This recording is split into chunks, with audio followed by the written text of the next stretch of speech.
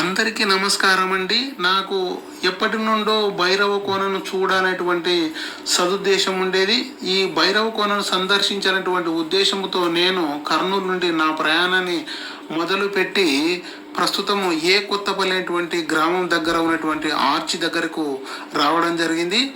ఆర్చిలో నుండి దాదాపుగా భైరవ కోన ఆలయానికి 5 కిలోమీటర్ల మేర ప్రయాణం చేయవలసి ఉంటుంది. రండి.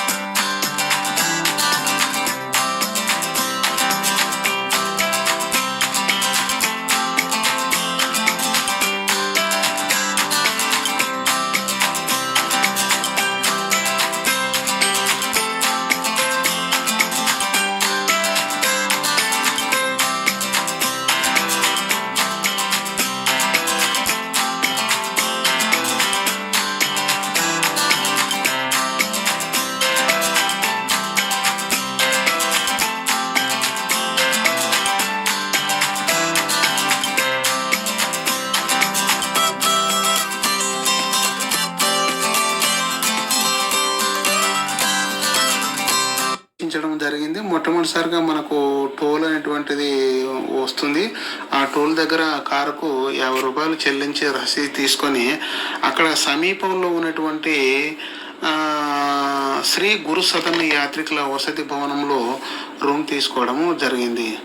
మనం అనుకున్నటువంటి విధంగా భైరవ కోనలో భైరవుళ్ళు చాలా మటుకు వాస్తవానికి మాకు దాదాపుగా 4-5 చొప్పున మార్గ మధ్యములో అవి స్వాగతం పలికినట్లుగా అనిపించింది. అది ఒక శుభ సూచకంగానే నేను భావిస్తూ చాలా చక్కగా ఆనందించడం జరిగింది. బహుశా అవి ఆ భైరవులు మనకు ఏం హాని కూడా కలిగించవు.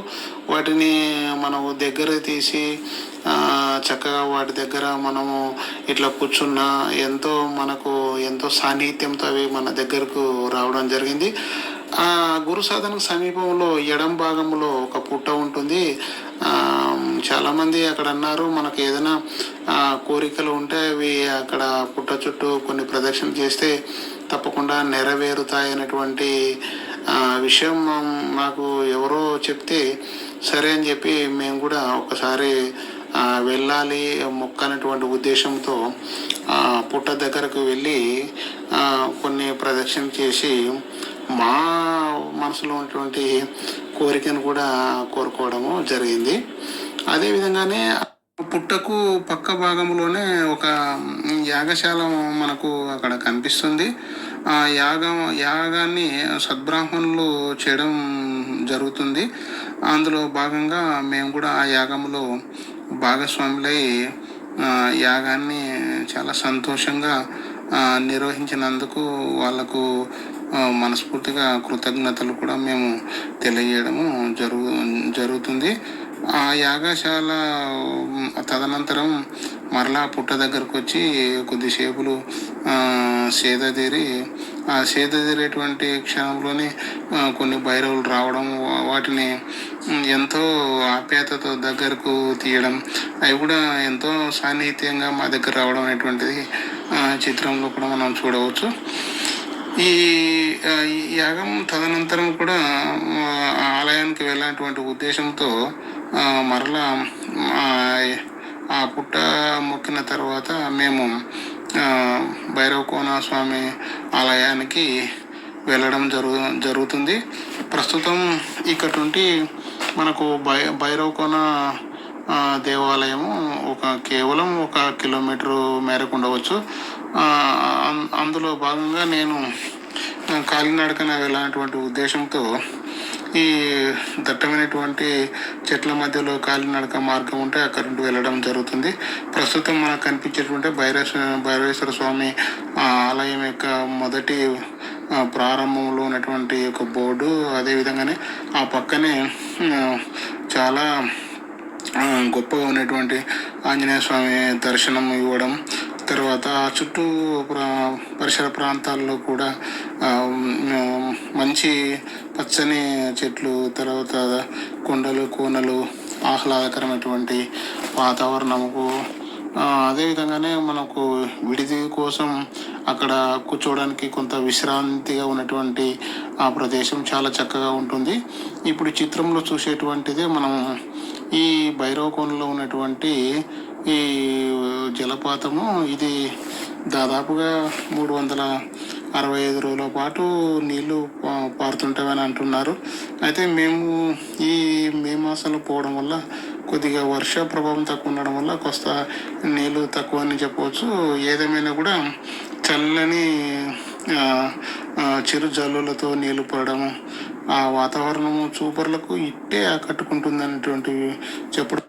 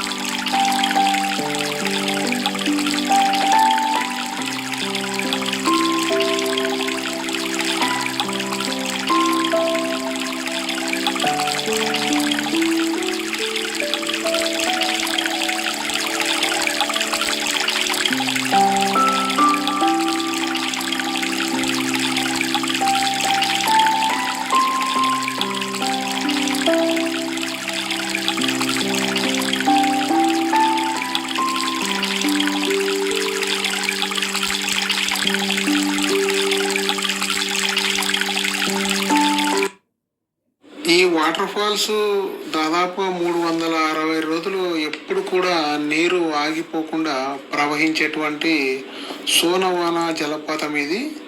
ఈ జలపాతం కొండరాల నుండి వస్తుంటవి కాబట్టి అవి ఔషధ గుణాలు కలిగిన నీళ్లుగా భావిస్తారు. ఇక్కడ స్నానం చేస్తే మానసిక శారీరక రుగ్మతలు పోతాయని నమ్మకం కూడాను. వాటర్ ఫాల్స్ చూసిన అనంతరం దాదాపుగా వాటర్ ఫాల్స్ ఉదయం 6 గంటల నుండి దాదాపుగా 10 గంటల వరకు చూసి మరలా ఆలయానికి భైరవేశ్వర స్వామి ఆలయానికి దర్శనానికి రావాలనేటువంటి ఉద్దేశంతో జలపాతం నుండి తిరిగి ఆలయం దగ్గరకు రావడం జరుగుతుంది. ఈ అంటే ఆలయానికి ప్రవేశ మార్గము ద్వారం ఇది. ఇక్కడంతా కూడా మనము తీసుకొచ్చేటువంటి వాహనాలు ఇవన్నీ కూడా చక్కగా పార్కింగ్ చేసుకోవచ్చు. నీడ ప్రాంతం ఉంటుంది. ఎంతసేపులైనా కూర్చోవచ్చు. ప్రశాంతమైనటువంటి వాతావరణంలో గడపడానికి ఇది అనువైనటువంటి ప్రదేశంగా కూడా మనం ప్రధానంగా చెప్పవచ్చు. ఆ చిత్రంలో కనిపించేటువంటి విధంగా ఇది ఆలయంలోకి ప్రధాన మొదటి ద్వారం మాదిరి మనకు శ్రీ భైరవేశ్వర స్వామి దేవస్థానం అని కనిపిస్తుంది. అక్కడికి మేము వచ్చి దాంట్లో ఉండి మెల్లగా కాలినడక రూపంలో నడుచుకుంటూ వెళ్ళడము జరిగింది. ఆ మార్గము ఇరువైపులో కూడా పచ్చని చెట్లు, కొండ కోనలు చాలా అద్భుతంగా కనిపిస్తున్నటువంటి దాంట్లో ఆశ్చర్యం ఏం లేదు. అదేవిధంగానే ఇక్కడ కొంత దూరం వెళ్ళిన తర్వాత మనకు ఆలయ ప్రవేశానికి కూడా టికెట్ తీసుకోవాల్సి ఉంటుంది. అది కేవలం ఏదో ఒక 10 రూపాయలు అట్లా ఉంటుంది. అక్కడ టికెట్ తీసుకున్న తర్వాత అక్కడ నుండి మనం ఆలయంలోకి దాదాపుగా ఎక్కువ ప్రయాస అయితే ఏమి ఉండదు, కానీ ఇక్కడ కనిపించేటువంటి కుడి భాగంలో కూడా కొన్ని మెట్లు కనిపిస్తుంటాయి. పైన కూడా ఏదో ఒక అమ్మవారి గుడి ఉందని కూడా అనడం జరుగుతుంది. ఇక్కడ నుండి ఈ భైరవేశ్వర స్వామి ఆలయానికి నా ప్రయాణాన్ని కాలినడక ద్వారా మనకు సాగించడం జరిగింది. అదేవిధంగానే మొట్టమొదటిసారి ఇది ఒక మండపం మాదిరి కనిపిస్తుంది, చాలా అద్భుతంగా. ఎడమ భాగంలో లోయల మాదిరి కనిపిస్తుంటాయి. కుడి భాగంలో మాత్రం కొండ కోనలు చాలా ఎత్తుగా మనకు కనిపిస్తుంటాయి. అదేవిధంగానే ఈ పచ్చటి వాతావరణము తర్వాత ఆ వాతావరణంలో అనుకునేటువంటి విధంగా మనకు కోతులు మనకి ఎక్కువగా కనిపిస్తుంటాయి, కానీ అవి మనం ఏదైనా తీసుకునేటువంటి తిండి బండారాలు అవన్నీ కొంచెం జాగ్రత్తగా తీసుకొని వెళ్ళవలసి వస్తుంది. లేదంటే మన దగ్గరికి బలవంతంగా వచ్చైనా కూడా అవి మనల్ని భయపెట్టించి తీసుకోవడానికి ప్రయత్నిస్తుంటాయి. కాబట్టి వాటికి ఏం పెద్ద భయపడేటువంటి అవసరం లేదు. మెల్లగా మనము ఖాళీ నడక ద్వారా ఏమాత్రం వ్యయ ప్రయాస లేకుండా చక్కగా మనం వెళ్ళవలసి ఉంటుంది. ఇది ఆలయంలోకి దిగేటువంటి ద్వారం. ఇది దాదాపు దగ్గరకు వస్తున్నాం మనము. ఇప్పుడు మనకు కనిపించేటువంటిదే ఈ భైరవకొన ప్రధానమైనటువంటి ఆలయాలు మనకు ఇక్కడ కనిపిస్తుంటాయి. మనము కింది దిగి వాటి యొక్క దర్శనార్థం మొత్తం మనము చూడవచ్చు. మెట్లు కూడా ఎంత వయసు ఉన్నటువంటి వాళ్ళు కూడా సునాయాసంగా కూడా ఎక్కడానికి అనువైనటువంటి మెట్లే. ఎక్కువగా మనకు ఇబ్బంది కలిగించేటువంటి విధంగా మనకు ఒక చిన్న కోనేరు మాదిరి కనిపిస్తుంది. అది బహుశా అది కొండల్లో నుండి వచ్చేటువంటి నీళ్ళంతా కూడా అక్కడికి వస్తుంటే అని చెప్పి నేను అనుకుంటున్నాను. మేము భైరవకొనకు వెళ్ళి స్వామివారికి అభిషేకం కుంకుమార్చనేటువంటి ఉద్దేశంతో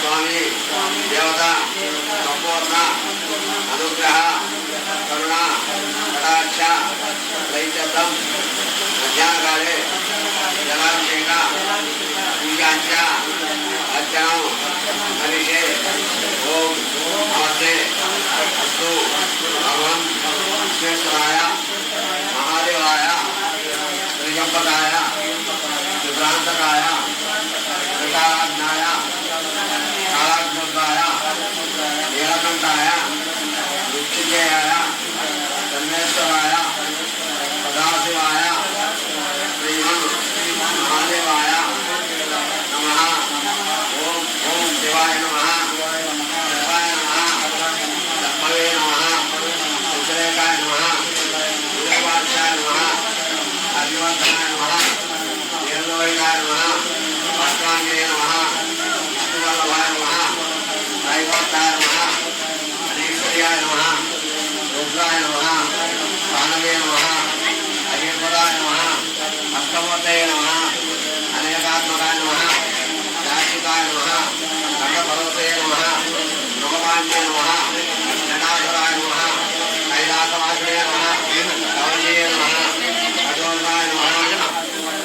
सूर्याय नमः शाम्भुजाय नमः शांताय नमः चंद्र सूर्याय योजनाय नमः सूर्याय नमः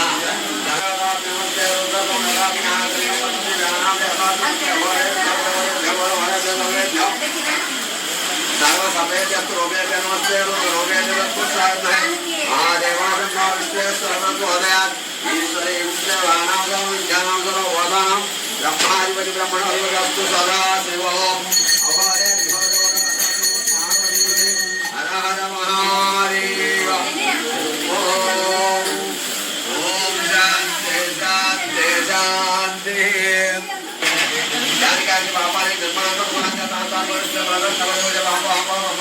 कृपया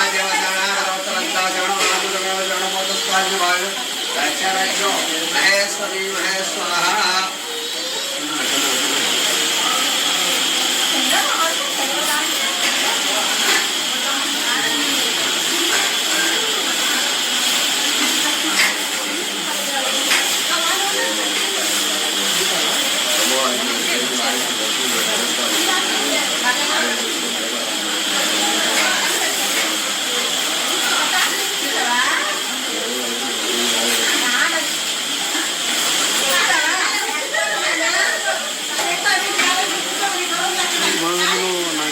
స్వామికి అభిషేకము చేయించిన తర్వాత కింది భాగంలో ఉన్నటువంటి ఒక్కొక్క ఆలయాన్ని సందర్శించడం జరిగింది.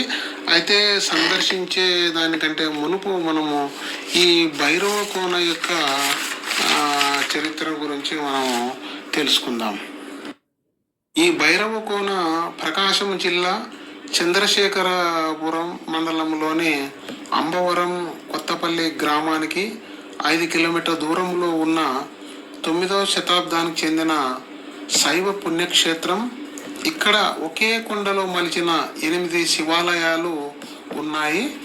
వీటిలో 7 దేవాలయాలు తూర్పు ముఖంగా, 1 మాత్రం ఉత్తరముఖంగా చెక్కబడ్డాయి. వీటన్నిటిలోనూ గర్భాలయాలు, వరండాలు, స్తంభాలు అన్నీ ఒకే కొండ రాయితోనే మలచగలగడం ఇక్కడ ప్రత్యేకమైనటువంటి విశేషము. శివలింగాలను మాత్రమే నల్లరాయి అంటే గ్రానైట్ శిలలను చెక్కి ప్రతిష్ఠించారు. కొండల్ని తొలచి ఆలయాలుగా చెక్కడం అన్నది భారతదేశంలో ప్రాచీన కాలం నుంచే ఉన్నది. ఇచ్చట దేవాలయమందు భైరవమూర్తి శిల్పమునందున ఈ ప్రాంతానికి భైరవ కోన లేక భైరవ కొండ అంటారు. ఇక్కడ చెక్కిన శిలలపై ఉన్న ఆధారాలను బట్టి ఇవి 7-8 శతాబ్దాలకు చెందినట్లు తెలుస్తుంది. పల్లవుల శిల్పకళను వివరించే ఒక ముఖ్య ప్రదేశం భైరవ కోన. దక్షిణ భారతదేశంలో మొట్టమొదట కనుగొన్న ప్రాచీన హిందూ దేవాలయాలు ఈ భైరవ కోనలోనివే. పల్లవ శిల్పకారుడైన దేరుకంతి, శ్రీశైలముని మొదలైన వారు భైరవ కోన క్షేత్రాన్ని నిర్మించారని చరిత్ర చెబుతోంది. భైరవ కోనలో మరో విశేషం అందాల జలపాతం. ఎత్తైన కొండలపై ఉన్న లింగాల దొరువు నుంచి ప్రవహించి 200 మీటర్ల ఎత్తు నుంచి పడుతూ ఇక్కడకు వచ్చే యాత్రికులకు ఈ జలపాతం కనువిందు చేస్తుంది. భైరవ కోన ఏకశిలా గుహాలయాలు, అష్టభైరవ గుహాలు అంటారు. ఒకే కొండలో 8 ఆలయాలు. ఇక్కడ ప్రత్యేకత ఏమంటే బ్రహ్మ, విష్ణు, మహేశ్వరుడు త్రిమూర్తులు కలిగి ఉండడం. అదేవిధంగా లక్ష్మి, పార్వతి, సరస్వతి త్రిమాత్ర మాతలు కలిసి త్రిదుర్గాంబగా దర్శనమివ్వడం. క్షేత్రపాలకుడు భైరవుడైనందున ఇది భైరవ కోనగా ప్రసిద్ధి చెందింది. అదేవిధంగా 365 రోజులు ఎప్పుడు కూడా నీరు ఆగిపోకుండా ప్రవహించే సోనవాన జలపాతం. ఈ జలం కొండరాల నుండి వస్తుంటాయి కాబట్టి దాన్ని ఔషధ గుణాలు కలిగిన నీళ్లుగా భావిస్తారు. ఇక్కడ స్నానం చేస్తే మానసిక శారీరక రుగ్మతలు పోతాయని నమ్మకం కూడాను. ఇక్కడ ప్రతి ఆలయాన్ని చూసుకుంటే మొట్టమొదటిసారిగా శశినాగలింగం, రామేశ్వర లింగం, కాశీ విశ్వేశ్వర లింగం, త్రిముఖ దుర్గా బర్గులేశ్వర లింగం, నగరేశ్వరుడు, శ్రీశైల మల్లికార్జునుడు, పక్షఘాత లింగము, అష్టకాల భైరవ లింగం అనేవి 8 ఆలయాలు. ఇవే కాకుండా రుద్రలింగము, వృద్ధ మల్లికార్జునుడు, భీమలింగము అనేవి 3 ఉపాలయాలు కూడా కలవు. ఇదే కొండలో 108 శివలింగాలు, ఇందులో 8 పెద్ద లింగాలు, 100 చిన్న చిన్న శివలింగాలు ఉంటాయని అంటున్నారు. ఇక్కడ ప్రతి ఆలయానికి ముందు భాగములో బ్రహ్మ విష్ణువుతో పాటు గర్భగుడిలో లింగం ఉండడం వల్ల త్రిమూర్తులు కలిగి ఉండే ఆలయాలు అని కూడా చెప్పవచ్చు. అలాగే కైలాసములో పరివార సహిత ఆలయం అంటాము. అంటే ద్వారపాలకులు శృంగి, లుంగి, నంది, చండి, వినాయకుడు అంటే పరివార సహితం అంటాము. అలాగే ప్రతి లింగానికి సోమసూత్రము, బ్రహ్మసూత్రం ఉండడం మరో విశేషం. దీనిని త్రిగుండం అనవచ్చు. నిలువు 3 గీతలు అర్ధచంద్రాకారంలో సోమసూత్రం భైరవ కోణంలో ఉంటాయి. ఈ భైరవ కోణము ఒక్కసారి దర్శిస్తే 1,00,000 శివాలయాలను దర్శించిన ఫలితం వస్తుందని నమ్మకం. ఓం నమః శివాయ, ఓం నమః శివాయ, ఓం నమః శివాయ. ఇప్పుడు ఒక్కొక్క ఆలయ శివలింగాన్ని దర్శించుకున్నాం. మొట్టమొదటిసారిగా శశినాగలింగం, రామేశ్వర లింగం, కాశీ విశ్వేశ్వర లింగం, శ్రీకులేశ్వర లింగం, నగరేశ్వరుడు, శ్రీశైల మల్లికార్జునుడు, పక్షఘాత లింగం, అష్టకాల భైరవ లింగం.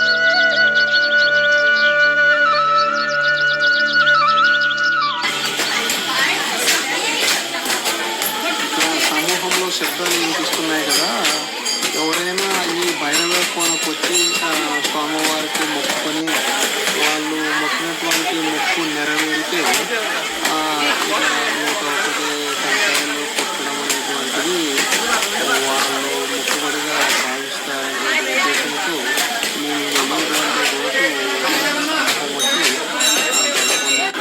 టెంకాయలు కొట్టడం జరిగింది. నన్ను కూడా టెంకాయలు కొట్టే దాంట్లో భాగస్వామిగా చేయడం నిజానికి చాలా సంతోషం అనిపించింది. పిల్లలు స్వామికి మనసులో ధ్యానించుకుంటూ కొడితే అది ఒక గొప్ప అనుభూతిగా చెప్పవచ్చు. ఇక్కడ మనకు కనిపించేటువంటి చిత్రమే అమ్మవారు.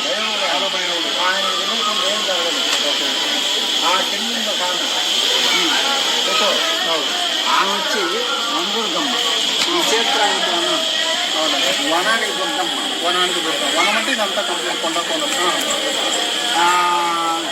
అమ్మవారు శ్రీమతి దుర్గ లక్ష్మీ కాంకల్య సరస్వతి ఆయన ఇస్తూ విష్ణువు. అవును. ఈయన బ్రహ్మ. మూడు ముఖాలు బ్రహ్మ. శృంగి శృంగి శృంగి శృంగి చండీశ్వరుడు. చండీశ్వరుడు. వినాయకుడు నవగణపతులు అంటే 9 గణపతులు. 9 గుళ్ళు ఉన్నాయి. 9 ప్రకారం 9 శృంగి ఇటు సైడ్ ఉంటుంది. గుళ్ళు పట్ట ప్రతి క్షేత్రం వాళ్ళిద్దరు వారపాలకులు. అంతా మొత్తం వన దుర్గమ్మ అంతా కాపాడుతున్నారు అనమాట. వనాన్ని దుర్గమ్మ. క్షేత్రానికి పాలకుడు. క్షేత్రానికి పాలకు కాలభైరవ. అమ్మవారి పైన ఆయన వల్ల అమ్మవారి తూర్పు ఏం ఆగదు, భైరవుడు మాత్రమే ఆగేది. అమ్మవారి తూర్పు ఉంది. ఆమెకు తూర్పు ఆయన ఆగుతున్నాం. వేరే వాళ్ళతో కావాలి. కాదు. ఈ క్షేత్రాన్ని బట్టి ఇక్కడ పవర్ని బట్టి అందులో ముగ్గురు కలిసి ఒక పాట ఉంది కాబట్టి అది ముగ్గురు అంటే కాలభైరవుడు, లక్ష్మీదేవి, కాళికాదేవి, సరస్వతి, త్రిముఖ. అవును, లక్ష్మి, సరస్వతి, కాళికాదేవి. అందువల్ల త్రిముఖము అనేది ఇద్దరుగా ఆయన పెట్టారు. ఓకే. కాలభైరవ స్వామి. మీ పేరు స్వామి? నా పేరు రాముడు. రాముడు. కరువుకి ఏమొస్తుందా? కరువుకి వస్తుందా? ఏ మంత్రాలు కానీ ఇంత సౌకర్యం ఏంటంటే ఆయన గుర్తు కదా. ఉండే నీకేమంటే ఇక్కడ అన్ని వసతులు, నీటి వసతి కానీ ఉంది కానీ మంచి క్షేత్రం ఇంత సాధ్యం కాదు. ఇప్పుడు మొదలు సపోర్ట్ చేసుకోవాలి. లేదు కానీ దూరం పోయి స్థానం దూరం పోవాలా? ఆంజనేయ స్వామి కూడా లేవు. లేవు ఉన్నప్పుడు సంవత్సరము వానదేవుడు అతిరిష్ట అనారుష్టం. అతిరిష్ట అంటే వర్షాలు అదేపడం, అనారుష్టం అంటే వర్షాలు కలిపేస్తే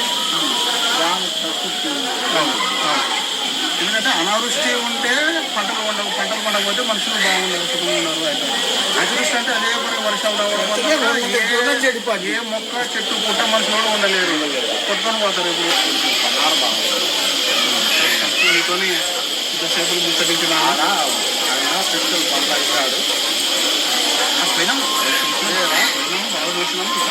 అంటే ఏమంటే ఎంత అంటే అనిపించదు. ఇక్కడ ప్రదేశం లేదు. నువ్వు అరుణాచలం అందరూ వేలలో పోతావు, లక్షల్లో పోతావు. కానీ ఈ సైట్ సబ్జెక్ట్ రాదు. కానీ అది అగ్నిలింగం. అగ్నిలింగం కొన్ని దోషాలు పోతాయి. ఏ లింగానికి సంబంధించి ఆ లింగం పనిచేస్తుంది, కానీ అమ్మవారికి పనిచేస్తుంది. అరుణాచలం మాత్రం అగ్ని అంటే అవును. ఏదన్నా మనకున్న దోషాలు దోషాలు ఉంటుందని న్యాయబద్ధంగా చూశారు. అంటే మరి న్యాయబద్ధంగా లేని మనం కూడా న్యాయబద్ధంగా అడగాల. నేనేం కావాలి, నీ పోస్ట్ నాకు కావాలని తప్పుగా. ఇప్పుడు నేనేం చదవలేదు సార్, నేను నీ పోస్ట్ కావాలని తప్పుగా.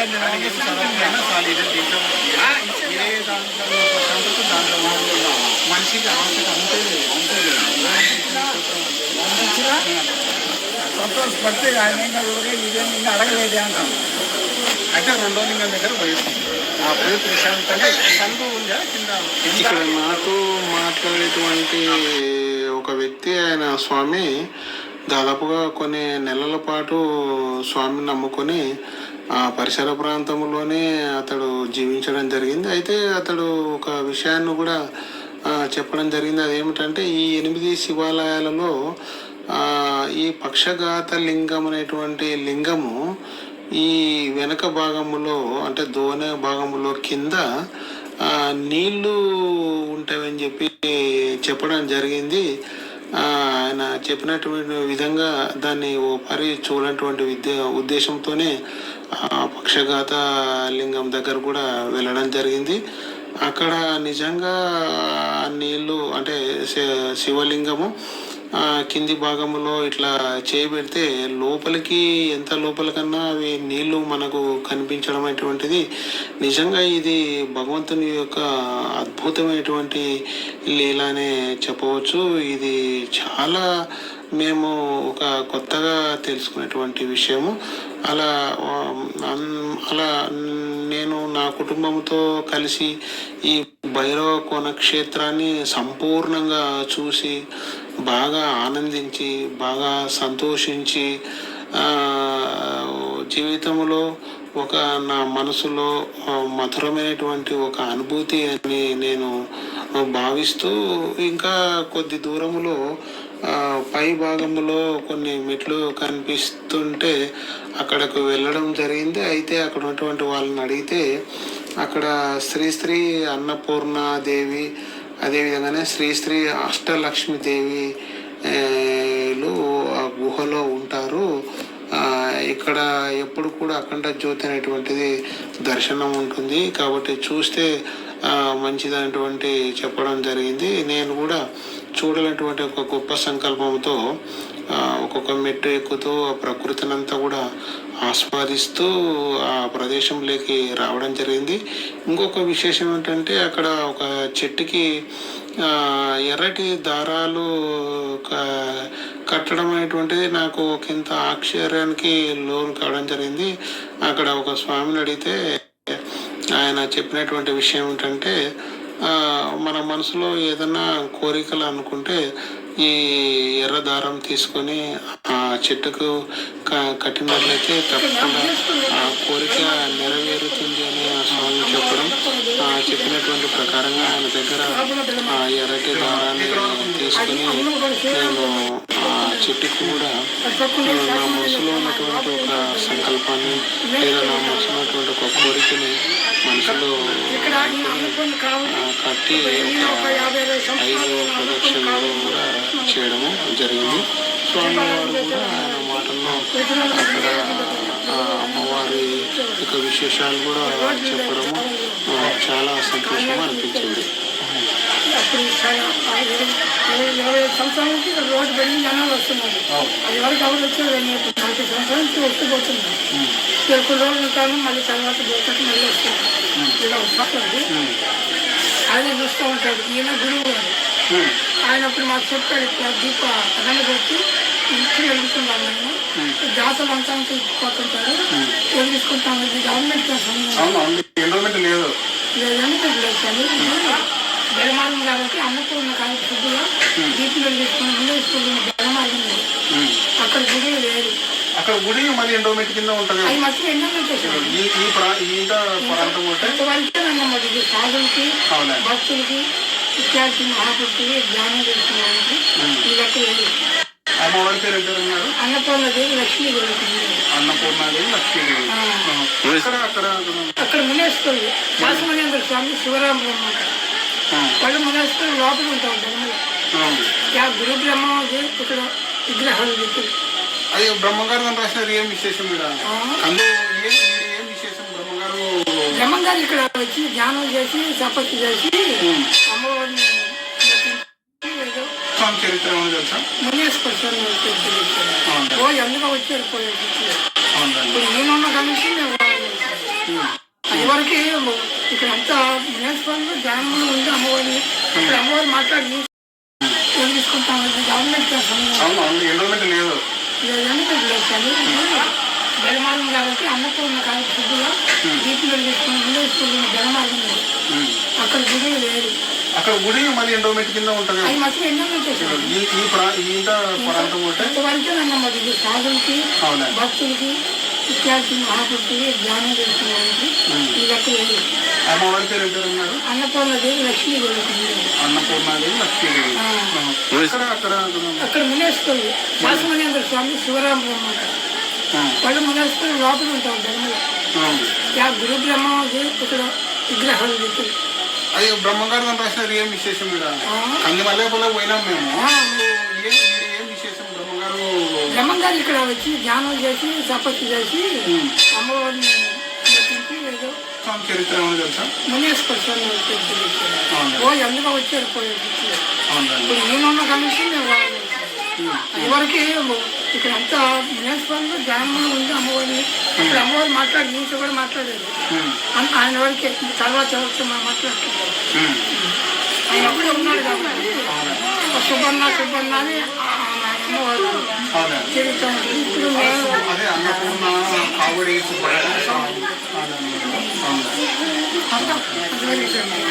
మనకు తెచ్చిన వాళ్ళకి అంతా తర్వాత మునేశ్వరులు అందరూ వచ్చారు పోయారు.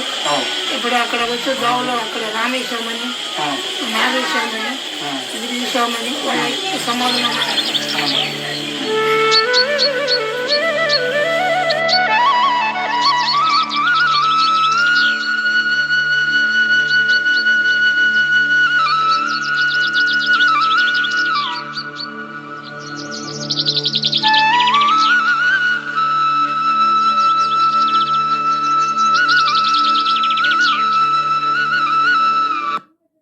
ఈ విధంగా భైరవ కోనలో ప్రతి అంశాన్ని సూక్ష్మంగా పరిశీలించి చూసి ఆనందించి ఆ ప్రకృతి రమణీయత, ఆ ఆహ్లాదకరమైనటువంటి వాతావరణము, ఆ సుందరమైనటువంటి కొండ కోనలు, జలపాతాలు చూస్తుంటే జీవితములో ఇలాంటిది చూడకపోయింటే నా మనసు ధన్యము కాదేమో అని నేను అనుకున్నాను. కానీ ఈ భైరవ కోన అనేటువంటి క్షేత్రం చూసిన తర్వాత నాకు మహానందంగా నేను భావిస్తున్నాను.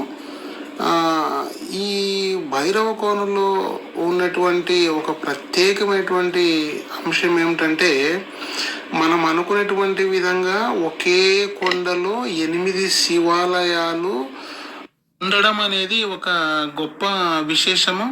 ఈ విధంగా ఈ భైరవ కోన క్షేత్రాన్ని నేను సంపూర్ణంగా చూసినటువంటి అంశాలు మీ అందరికీ కూడా చూపిస్తూ, బహుశా ఈ వీడియో మీకు నచ్చిందని చెప్పి అనుకుంటున్నాను. ఈ విధంగా మరలా నేను తిరుగుముఖం బట్టి నేను నా గమ్యానికి చేరుకోవడం జరిగింది. మీ అందరికీ మరోసారి నమస్సుమాంజలి తెలియజేస్తూ సెలవు తీసుకుంటున్నాను.